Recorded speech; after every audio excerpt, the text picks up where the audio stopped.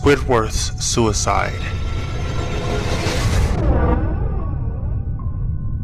I just want to start off by saying, if you want an answer at the end, prepare to be disappointed.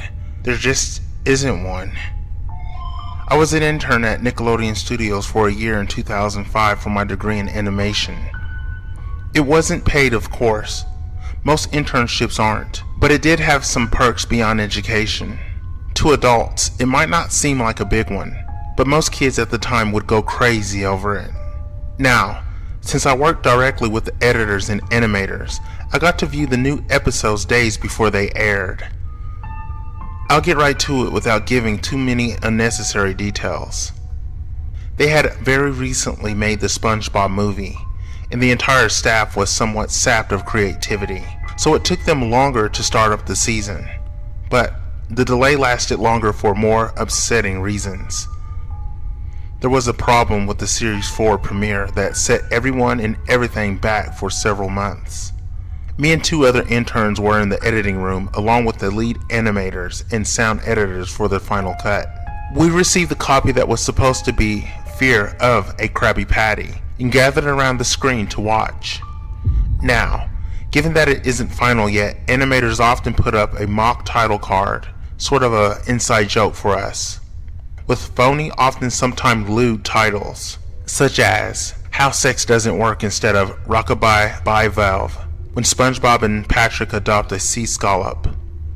Nothing particularly funny but work-related chuckles. So, when we saw the title card, Squidwards Suicide, we didn't think it more than a morbid joke. One of the interns did a small throat laugh at it. The happy-go-lucky music plays as is normal. The story began with Squidward practicing his clarinet, hitting a few sour notes like normal. We hear SpongeBob laughing outside, and Squidward yells at him to keep it down, as he has a concert that night and needs to practice. SpongeBob says okay, and goes to see Sandy and Patrick. The bubble splash screen comes up, and we see the ending of Squidward's concert. This is when things began to seem off. While playing, a few frames repeat themselves, but the sound doesn't. At this point, sound is synced up with the animation, so yes, that's not common. But when he stops playing, the sound finishes as if the skip never happened. There's a slight murmuring in the crowd before they begin to boo him. Not normal cartoon booing that is common in the show, but you can very clearly hear malice in it. Squidward's in full frame and looks visibly afraid. The shot goes to the crowd, with SpongeBob center frame, and he too is booing, very much unlike him. That isn't the oddest thing though. What is odd is everyone had hyper-realistic eyes, very detailed. Clearly not shots of real people's eyes, but something a bit more real than CGI. The pupils were red. Some of us looked at each other, obviously confused. But since we weren't the writers, we didn't question its appeal to children yet. The shot goes to Squidward, sitting on the edge of his bed, looking very forlorn. The view out of his porthole window is of a night sky, so it isn't very long after the concert. The unsettling part is that at this point, there is no sound, literally no sound. Not even the feedback from the speakers in the room. It's as if the speakers were turned off, though their status showed them working perfectly. He just sat there, blinking, in this silence for about 30 seconds. Then he started to sob softly. He put his hands, tentacles, over his eyes and cried quietly for a full minute more. All the while, a sound in the background very slowly growing from nothing to barely audible. It sounded like a slight breeze through a forest. The screen slowly begins to zoom in on his face. By slow, I mean, it's only noticeable if you look at shots 10 seconds apart side by side. His sobbing gets louder, more full of hurt and anger. The screen then twitches a bit, as if it twists in on itself, for a split second, then back to normal. The wind through the trees sound gets slowly louder and more severe, as if a storm is brewing somewhere. The eerie part is this sound, and Squidward's sobbing sounding real, as if the sound wasn't coming from the speakers, but as if the speakers were holes the sound was coming through from the other side. As good a sound as the studio likes to have, they don't purchase the equipment to be that good to produce sound of that quality. Below the sound of the wind and sobbing, very faint something sounded like laughing. It came at odd intervals and never lasted more than a second, so you had a hard time pinning it. We watched this show twice, so pardon me if things sound too specific, but I've had time to think about them. After 30 seconds of this, the screen blurred and twitched violently, and something flashed over the screen as if a single frame was replaced. The lead animation editor paused and rewound frame by frame. What we saw was horrible. It was a still photo of a dead child. He couldn't have been more than 6. The face was mangled and bloodied. One eye dangling over his upturned face popped. He was naked down to his underwear, his stomach crudely cut open, and his entrails laying beside him. He was laying on some pavement that was probably a road. The most upsetting part was that there was a shadow of the photographer. There was no crime tape, no evidence tags or marks, and the angle was completely off for a shot designed to be evidence. It would seem the photographer was the person responsible for the child's death. We were of course mortified, but pressed on, hoping that it was just a sick joke. The screen flipped back to Squidward, still sobbing loudly than before, and half body in frame. There was now what appeared to be blood running down his face from his eyes. The blood was also done in hyper-realistic style, looking as if you touched it, you'll get blood on your fingers. The wind sounded now as if it were that of a gale blowing through the forest.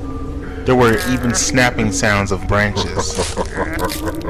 The laughing, a deep baritone, lasting at longer intervals and coming more frequently. After about 20 seconds, the screen again twisted and showed a single frame photo. The editor was reluctant to go back. We all were, but he knew he had to. This time, the photo was that of what appeared to be a little girl, no older than the first child. She was laying on her stomach, her barrettes in a pool of blood next to her. Her left eye was too popped out and popped, naked except for her underpants. Her entrails were piled on top of her, above another crude cut along her back. Again, the body was on the street, and the photographer's shadow was visible, very similar in size and shape to the first. I had to choke back vomit, and one intern, the only female in the room, ran out. The show resumed. About 5 seconds after this second photo played, Squidward went silent, as did all sound, like it was when this scene started. He put his tentacles down, and his eyes were now done in hyper-realism like the others were in the beginning of this episode. They were bleeding, bloodshot, and pulsating. He just stared at the screen, as if watching the viewer. After about 10 seconds, he started sobbing, this time not covering his eyes. The sound was piercing and loud. And most fear-inducing of all is his sobbing was mixed with screams. Tears and blood was dripping down his face at a heavy rate. The wind sound came back, and so did the deep voice laughing. And this time, the still photo lasted for a good 5 frames. The animator was able to stop it on the 4th and back up. This time the photo was of a boy, about the same age, but this time the scene was different. The entrails were just being pulled out from a stomach wound by a large hand. The right eye popped and dangling, blood trickling down it. The animator proceeded. It was hard to believe, but the next one was different, but we couldn't tell what. He went on to the next, same thing. He went back to the first and played them quicker, and I lost it. I vomited on the floor. The animating and sound editors gasping at the screen. The 5 frames were not as if they were 5 different photos. They were played out as if they were frames from a video. We saw the hand slowly lift out the guts. We saw the kid's eyes focus on it. We even saw 2 frames of the kid beginning to blink. The lead sound editor told us to stop. He had to call in the creator to see this. Mr. Hillenberg arrived within about 15 minutes. He was confused as to why he was called down there, so the editor just continued the episode. Once the few frames were shown, all screaming, all sound again stopped. Squidward was just staring at the viewer, full frame of the face, for about 3 seconds. The shot quickly panned out and the deep voice said, "Do it." And we see in Squidward's hands a shotgun. He immediately puts the gun in his mouth and pulls the trigger. Realistic blood and brain matter splatters the wall behind him, in his bed, and he flies back with the force. The last 5 seconds of this episode show his body on the bed, on his side, one eye dangling on what's left of his head above the floor, staring blankly at it. Then the episode ends. Mr. Hilberg is obviously angry at this. He demanded to know what the heck was going on. Most people left the room at this point, so it was just a handful of us to watch it again. Viewing the episode twice only served to imprint the entirety of it in my mind and caused me horrible nightmares. I'm sorry I stayed. The only theory we could think of was the file was edited by someone in the chain from the drawing studio to here. The CTO was called in to analyze when it happened. The analysis of the file did show it was edited over by new material. However, the timestamp of it was a mere 24 seconds before we began viewing it. All equipment involved was examined for foreign software and hardware as well as glitches, as if the timestamp may have glitched and showed the wrong time, but everything checked out fine. We don't know what happened, and to this day nobody does. There was an investigation due to the nature of the photos, but nothing came of it. No child scene was identified and no clues were gathered from the data involved, nor physical clues in the photos.